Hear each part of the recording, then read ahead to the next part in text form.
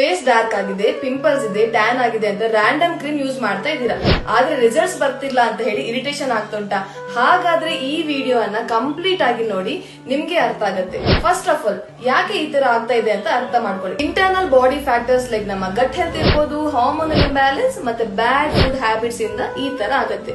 Just cream use ಮಾಡೋದ್ರಿಂದ just symptoms ಕಮ್ಮಿ ಮಾಡಬಹುದು, ವಿಚ್ ಈಸ್ ಟೆಂಪರರಿ. ಪೇಷಂಟ್ಸ್ ಹೇಳ್ತಿದ್ರು, ನನ್ನ ಫ್ರೆಂಡ್ ಸ್ಕಿನ್ ಚೆನ್ನಾಗಿದೆ ಮೇಡಮ್, ಆದ್ರೆ ನಾನ್ ಎಷ್ಟೇ ಕ್ರೀಮ್ ಹಚ್ಚಲಿ ನನ್ನ ಸ್ಕಿನ್ ಸರಿನೇ ಆಗ್ತಿಲ್ಲ, ಯಾಕೆ ಅಂತ. ಆ ತರ ಕೇಳಿದ ಪೇಷಂಟ್ ಸ್ಕಿನ್ ಇವತ್ತು ಕ್ಲಿಯರ್ ಸ್ಕಿನ್ ಆಗಿದೆ and they are very happy with the result. Before and after pictures ಹಾಕಿದೀನಿ, ನೀವೇ ನೋಡಿ.